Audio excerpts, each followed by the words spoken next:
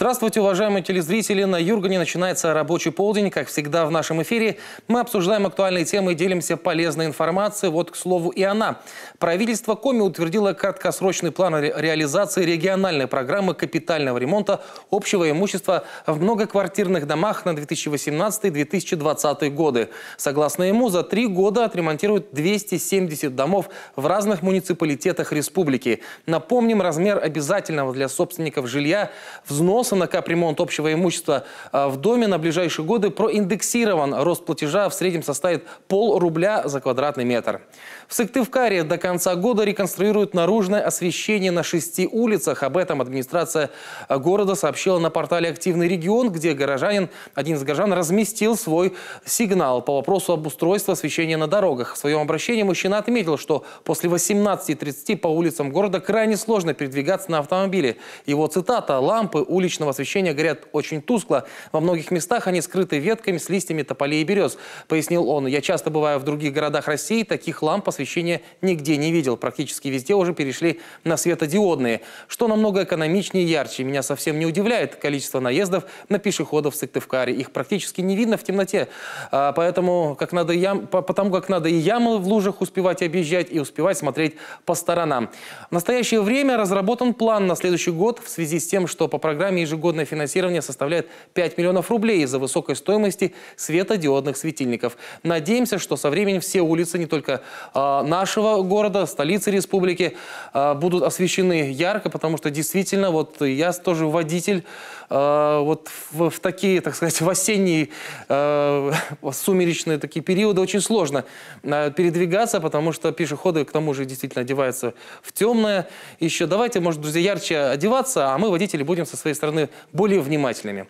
Движемся теперь уже в столицу мира. Полярного оленя с крыши бывшего воркутинского хладокомбината перенесли в городской парк. Композицию перекрасили в бронзовый цвет. Ранее скульптура почти 60 лет стояла на крыше закрытого несколько лет назад комбината. Она потребовала реставрации, восстановили металлический каркас, утерянные объемы, детализацию. Финальным этапом стало голосование воркутинцев на странице руководителя администрации соцсети ВКонтакте. Жители города выбирали цвет, в который будет покрашена скульптура. В итоге победила бронза. Со временем краска должна немного потускнеть до более благородного оттенка. По словам мэра Игоря Гурьева, реставрация этого и других известных каждому воркутинцу символов города советской эпохи проходит в рамках подготовки юбилея города, который будет в следующем году. В Воркуте исполнится 75. Я думаю, что торжества должны быть грандиозными. И в Коми готовятся купить 20 автобусов на газомоторном топливе. Работа по развитию пассажирских автоперевозок с использованием экономичного и экологичного транспорта ведется во взаимодействии с «Газпромом». Первые 40 нефазов на газомоторном топливе для Сыктывкара были закуплены еще в прошлом году. В столицу Коми они пришли в августе. Тогда же открылась обновленная газовая заправка. В первое время автобусы ездили почти по всему Сыктывкару, выполняя рейсы даже в пригородные поселки. Однако сейчас большинство курсирует между Сыктывкаром и Эжвой. Редко их можно встретить на маршрутах номер 1, например, и 46. В марте этого года правительство утвердило план мероприятий, направленный на использование газомоторного топлива, развитие газозаправочной инфраструктуры. Ну что ж, больше экологичного транспорта, может быть, когда-то и электроавтобусы появятся в столице республики, ну и вообще в нашем регионе. Ну а теперь к основной теме. Сегодня система гражданской обороны России празднует 85 лет со дня создания. Сегодня мы узнаем, как обстоят дела с ГО-ИЧС у нас в Коми, пообщаемся с теми, кто всю жизнь посвятил работе в этом направлении. Наш телефон 46 90 60. Хотите задать вопрос, поздравить, выразить мнение? Мы готовы вас выслушать. Из любой точки республики звоните к нам в студию. Я с удовольствием представляю наших гостей. Сегодня с нами Анатолий Нуйкин, первый начальник Главного управления МЧС России по республике, ветеран гражданской обороны. Анатолий Федорович, добрый день. Добрый день. И с нами Николай Мазур, ликвидатор аварии на Чернобыльской атомной электростанции, также ветеран гражданской обороны. Николай Федорович, здравствуйте. Здравствуйте. Первым делом хочу поздравить вас с праздником и сказать огромное спасибо, что вы вот действительно такое большое количество лет посвятили тому, чтобы мы в какой-то степени были спокойны, что есть люди, которые готовы прийти и приходили и придут, если что, на помощь нам, простым гражданам. Немножечко давайте, наверное, окунемся в историю праздника. Да, это было довольно-таки давно, 85 лет. Анатолий Федорович, немножечко об истории скажите, пожалуйста. Вот в 1932 году была создана система гражданской обороны. Она конкретно называлась «Местная противовоздушная оборона». Вот на тот период это было оправдано и обосновано. Как мы понимаем, 1932 год – это в преддверии начала Великой Отечественной войны. То есть уже какие-то были такие понимания того, что что-то грядет, да? Задачи гражданской обороны, они не менялись практически. Основные задачи, они стоят и сегодня таковые, что первое – это защита населения и территорий, в мирное время от возможных чрезвычайных ситуаций, в военное время это от обычных средств поражения, от оружия массового поражения и так далее. И, безусловно, в военное время одной из основных задач является обеспечение нормального функционирования, обеспечение жизнедеятельности тех объектов народного хозяйства, объектов экономики, которые продолжают работу в военное время. Ну, тут нужно сказать, что в каждом регионе, если говорить о мирном времени, различные возможные чрезвычайные ситуации могут возникать. Вот в данном случае у нас в субъекте можно примерно порядка 6-7 основных направлений назвать, где могут быть те чрезвычайные ситуации, которые необходимо решать этой системе, необходимо решать специализированным подразделениям. Наш субъект непростой, он очень сложный. Достаточно сказать, что здесь имеются практически все вот направления деятельности нашей системы. Ну вот назовем первый, как бы, может быть, он доступный и известный всему населению республики, это вот лесные пожары. Ну, лесные пожары, вы понимаете, что у нас огромная территория лесных массивов, и в летнее время, в очень жаркую погоду, возникают очень часто лесные пожары, которые, к сожалению, иногда подходят очень близко к населенным пунктам и представляют, безусловно, угрозу для жизнедеятельности населения республики. Тут надо сказать даже одно, что, забегая несколько вперед, что очень большой процент лесных пожаров, кстати, возникает из-за самого населения республики. То есть по-прежнему человек все-таки в большинстве случаев Конечно, виноват, человеческий фактор тут, к сожалению, на первом месте. Второй вопрос, это второе направление, которое беспокоит, в общем-то, создает определенные неудобства для населения республики. Это паводковая обстановка, которая складывается, так сказать, в основном на реке Печора. Вы знаете, что все населенные пункты на реке Печора практически испытывают определенные неудобства. Ну, особенно это сам город Печора, и Усыльма, Ижма, да и ряд других населенных пунктов. Это второй вопрос, который, в общем-то, приходится решать, безусловно, всем подразделениям на сегодняшний день Министерства Главного управления МЧС России по Республике Коми, а ранее это решали штабы гражданской обороны Республики Коми. Следующий аспект, который можно назвать, это аварии. Аварии, которые могут быть, к сожалению, которые бывают на производственных объектах. Это аварии на шахтах, те, которые, к сожалению, бывают и с гибелью людей. Вот.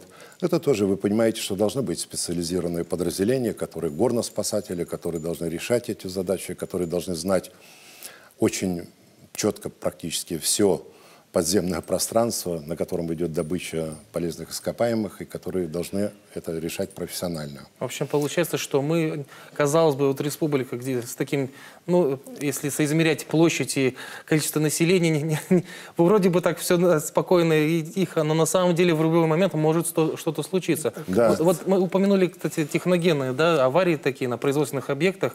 Николай Петрович, вот вы участвовали в ликвидации, наверное, одной из самых, да, наверное, пожалуй, да, вот самых таких крупных в 20 веке аварий. Чернобыльская атомная электростанция до сих пор ощущает свои последствия. Это близлежащие регионы, тем более те, кто был непосредственно на месте.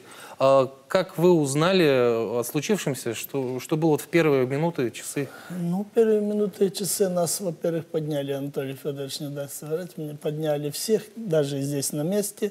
И на месте был фонд тоже увеличен очень намного, когда был взрыв у нас по республике. Нас подняли, это мы узнали централизованно. Вот. Тут же немедленно мы организовали по республике и по городам лабораторный контроль, так сказать. вот выставили формирование. То есть даже несмотря на то, что так далеко? Конечно, конечно. Вот где Финляндия, где Швеция, они тоже получили, Германия и Даже так далее. так? Конечно. Вот. Это с первых же минут, с первых же часов, когда был взрыв, может быть, нигде по телевидению, по радио не говорили сразу, но мы, как гражданская оборона, были с первых же часов Ну, тут надо понимать, подняты. одну маленькую составляющую, потому что, чтобы понимало население, что не было определенной угрозы Да. радиоактивного Поначалу. облучения населения в связи с тем, что естественный радиоактивный фон, который существует на территории Республики Коми в целом и в городе Сыктывкаре, это порядка 10 микрорентген. Это вообще ничто. Ну, это по сравнению. естественно. Это очень разница. маленький, потому что для сравнения в Москве он превышает в 2-3 раза в отдельных районах. Вот. Поэтому, если он поднялся, естественно, радиоактивный фон от 10 микрорентген до 20 микрорентген в связи с аварией на Чернобыльской атомной электростанции, то это, как бы, да, превышение есть, но оно однозначно не опасно. Незначительное. Оно незначительное, оно не опасно для жизни и деятельности населения. А потом вот что было, как развивалось событие, как Ну, вы потом попали туда? мне пришла командировка, и я уехал в район Чернобыля.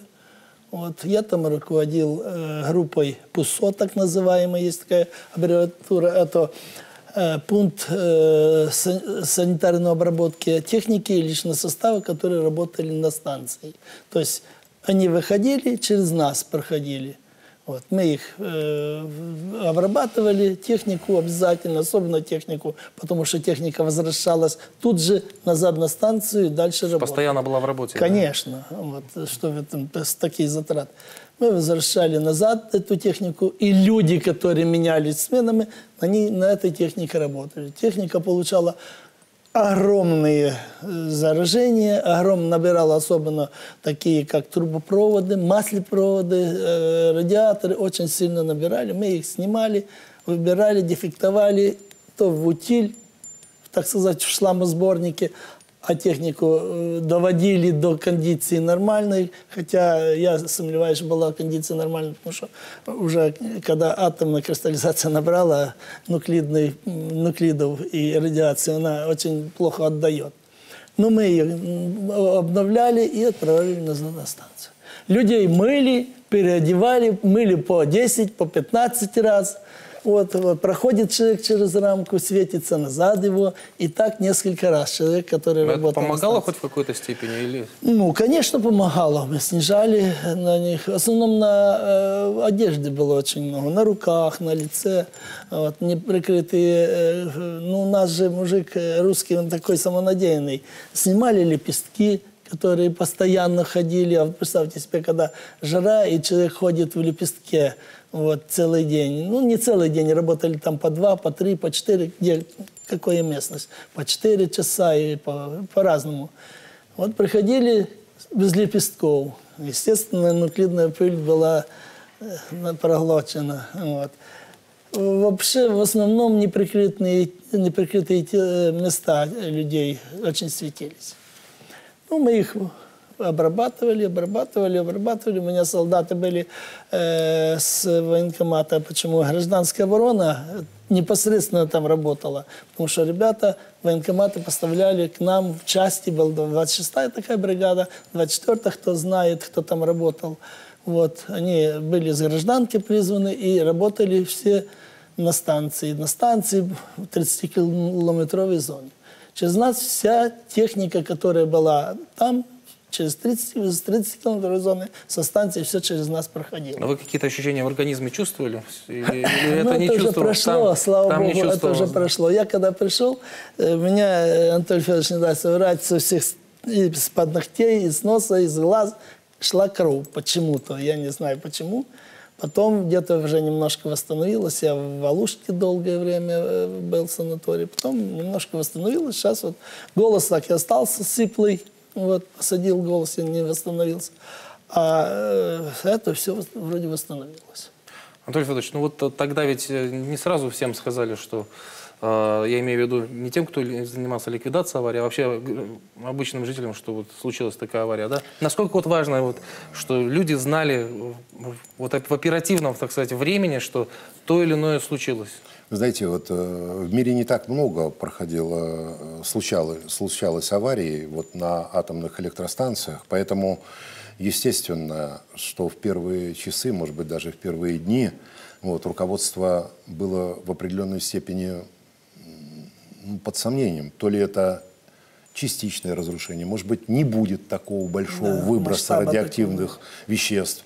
Вот. Но, к сожалению, атомный реактор этот полностью вышел из строя, и, естественно, вот огромная территория оказалась, так сказать, вот, 30-километровая зона, будем говорить так, оказалась непригодной для проживания населения.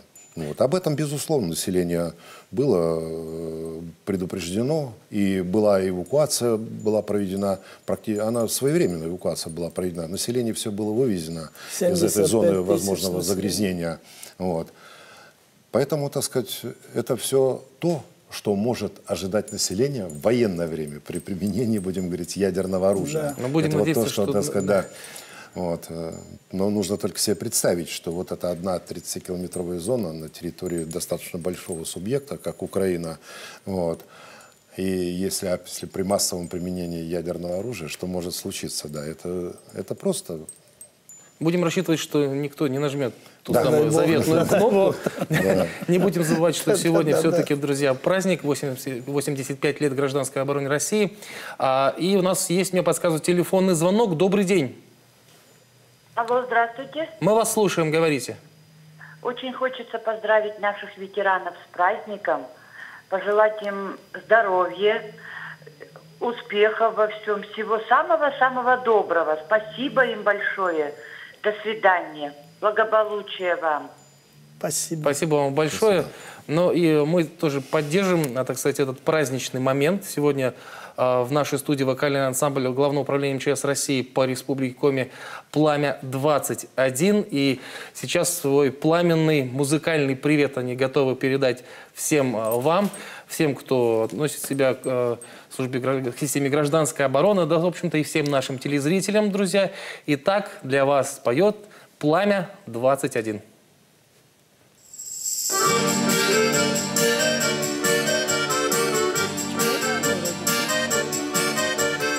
Дождик, утро серое, намокает рано. На земле мы первые, нам нельзя с обмана начинать в истории новый поворот. Эх, жаль, что слаб теории, бою наоборот. А ты прости меня, дорогая Ксения, но твоя юбка синяя не удержит бойца. Не реви, баба темная, много нас убуденного. С нашей первою конною мы пройдем до конца.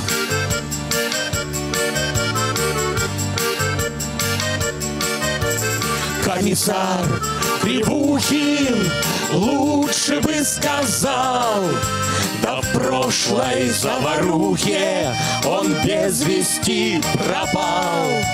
Может быть, убили, предали земле. Силен он был на митингах, да не силен в седле. А ты прости меня, дорогая Ксения, но твоя юбка синяя не удержит бойца. Не реви, баба темная, много нас убуденного. С нашей первою конною мы пройдем до конца.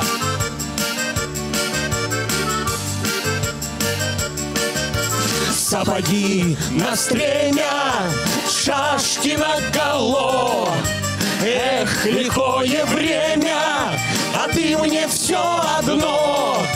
Ну прекрати истерику, ведь я ж еще живой. Доскачем до Америки и тогда домой. А ты прости меня, дорогая синяя, но твоя юбка синяя не удержит бойца. Не реви, баба темная, но до нас убуденного с нашей первою конною мы пройдем до конца. А ты прости меня, дорогая Аксинья, дорогая моя, но твоя юбка синяя, юбка не удержит бойца. Не реви, баба темная, много нас убуденного с нашей первою конною мы пройдем до конца. Не реви, баба темная, много нас убуденного с нашей первою конною мы пройдем до конца. Молодцы. Вокальный ансамбль «Пламя-21», Главное управление МЧС России по Республике Коми. Мы еще не прощаемся с нашими талантами. А вот хочу вас спросить, если сравнивать вот систему, структуру гражданской обороны и чрезвычайных ситуаций в советское время и сейчас, есть какая-то разница? Есть ли, может быть, момент, что лучше стало там оборудование, там, то есть, может быть, сейчас мы более к чему-то готовы? Что можно сказать на этот счет? Ну, нужно сказать следующее, что в советское время те чрезвычайные ситуации, которые возникали в мирное время, они также решались специализированными подразделениями, только те подразделения входили непосредственно в министерство, ведомства. Профильные министерства, ведомства занимались этим вопросом. То есть вы были сами по себе, как отдельно? Да, это тоже профильные министерства. Естественно, если авария на каком-то комбинате, на химически опасном комбинате, то там были, соответственно, силы и средства, которые решались. На сегодняшний день вы прекрасно понимаете, вот у нас есть Сыктывкарский лесопромышленный комплекс, ну, МОНДИ, бизнес, это неважно. Вот. С возникновением этого комплекса, естественно, в системе гражданской обороны были созданы специализированные подразделения, которые решали вопросы при чрезвычайной ситуации, при возникновении чрезвычайной ситуации с утечкой хлора, аммиака, сернистого ангидрида и так далее. Вот. Поэтому вот все задачи, которые необходимо было решать вот, в то время, они решались, безусловно. На сегодняшний день, ну, конечно, так сказать, учитывая технический прогресс, естественно, используется, может быть, в отдельных отраслях больше, лучшая техника. Это и в пожарной службе. Техника сегодня более современная, так сказать, более современные бронзбойты, которые, кстати, очень важны при этой работе. Очень большая, серьезная техника сегодня используется при ликвидации нефтяных разливов, которые, кстати, тоже у нас они есть и были достаточно больших объемов. Поэтому я бы не сказал, что была великая проблема в советское время нерешенности вопросов при возникновении чрезвычайных ситуаций из-за отсутствия какой-то техники или какого-то оборудования. Нет. Просто сегодня работать стало, безусловно, легче. Но она может быть какая-то более централизованная стала. Да. Работать легче. Почему? Потому что, конечно, новые приборы, новое оборудование, новые средства индивидуальной защиты, которые используются. Вот. Это все совершенно более современное, более... А вот у вас дома у обоих есть какие-нибудь средства индивидуальной защиты? Есть. Вот ты смотрите, ребята. Смотрите, очень интересно. Меня сын, пока не пошел в армию, маму пугает. И кота одевает. И по квартире ходит. Нет, ну... Я знаю, что вы, кстати, еще сейчас вот у вас наверняка появилось, может быть, больше свободного времени, какие-то, может быть, увлечения появились, не связанные с работой. Николай Петрович, я знаю, что вы, по-моему, дайвингом занялись, да? Да. Как у вас довольно-таки прогрессивно, очень сильно. Но довольно все-таки это экстремальное увлечение. Ну да. Я вот буквально где-то месяца 2 так называемая доска, там называют не серфинг, а доска. Вот я... вот то есть еще и на серфе попробовали? Да, с парусом походил почти 2 месяца подряд. Поначалу, конечно, очень тяжело.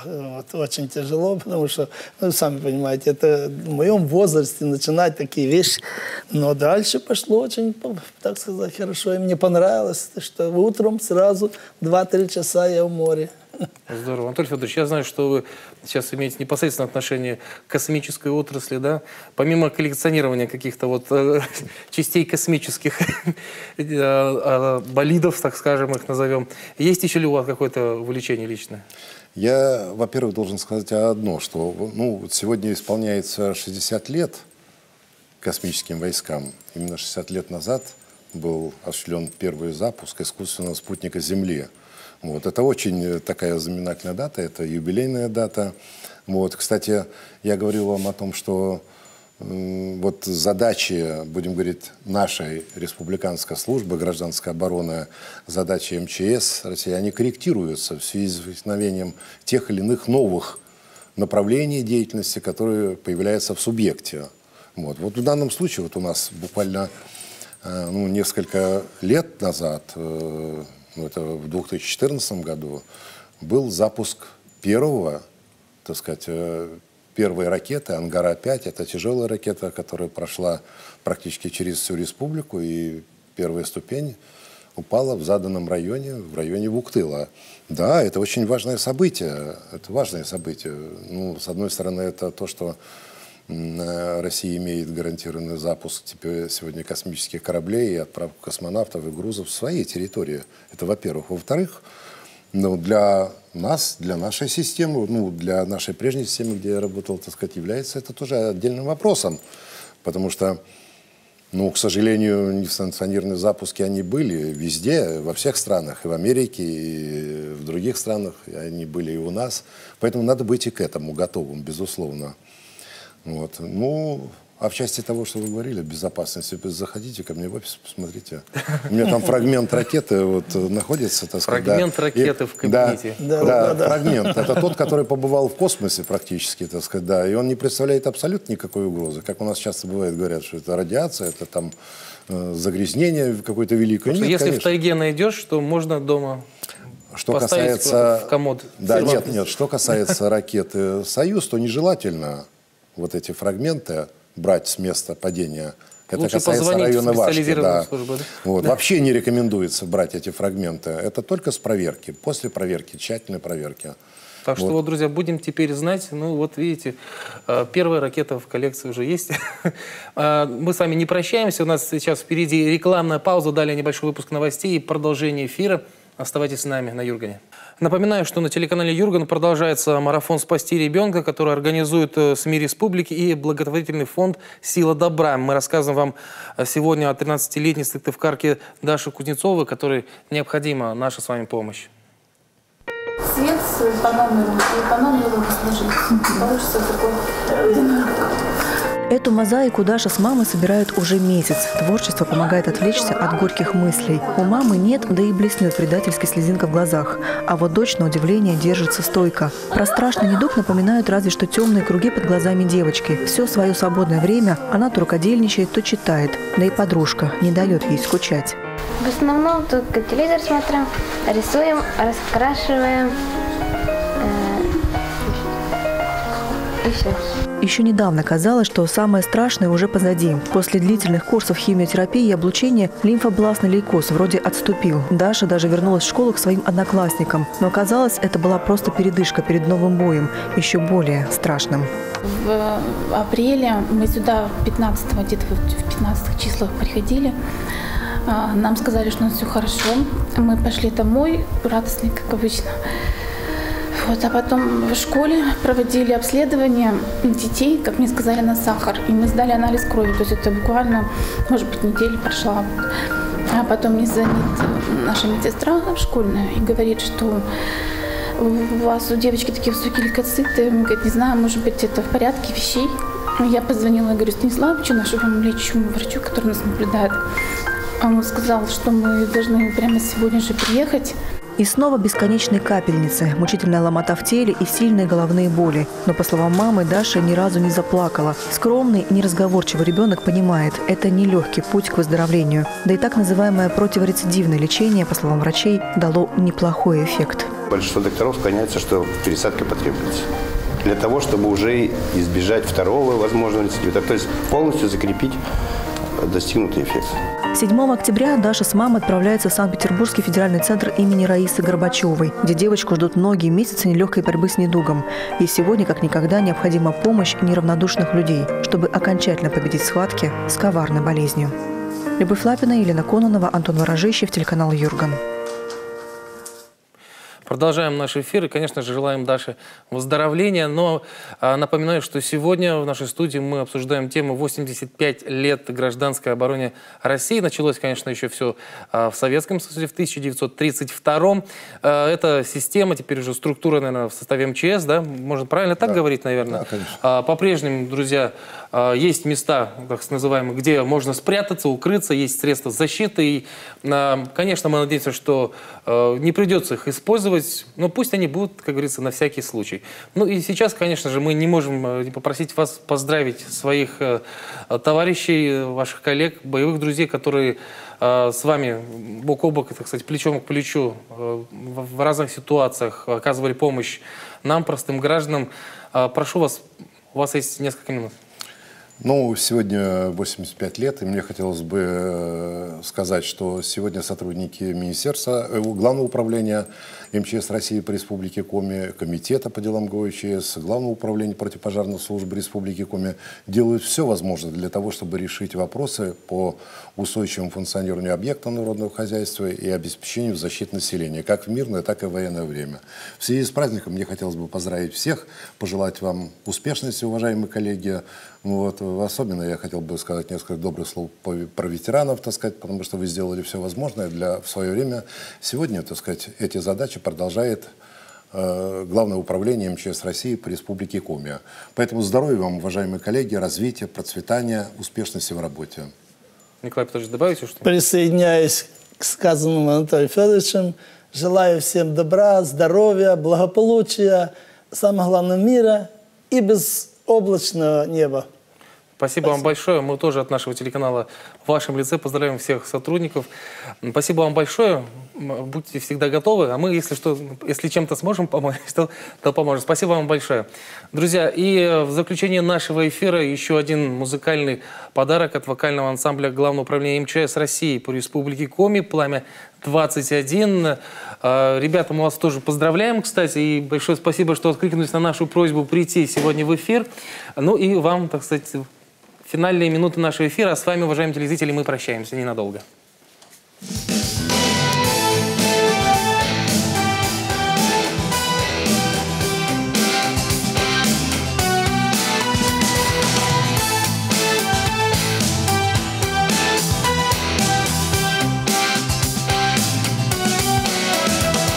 О нашей работе не скажешь стихами, и слов-то приличных порой не найдешь. Когда на дороге гудящее пламя, и ты на него, на родимое, прешь. Когда над тобой сотни метров породы, и тянут носилки, и воздуха чуть, мечтою несбыточной сил небосвода, и даже минуту нельзя отдохнуть. Извечная боль намоталась на гены от древних нападов из давних веков. В работе моей только с воем сирены врываются все-таки строки стихов.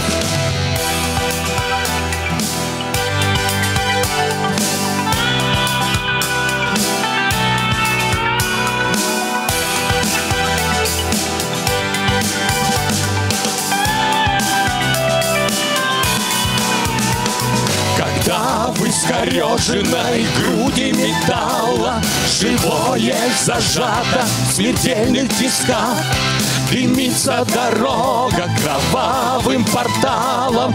Какие стихи, нет спасения в стихах. когда входит чуб, будто в сердце в лавину, бой в юге несется, как стон с глубины.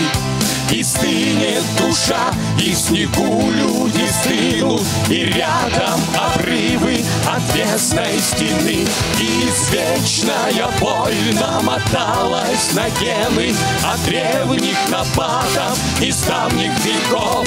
В работе моей только с воем сирены врываются все-таки строки стихов.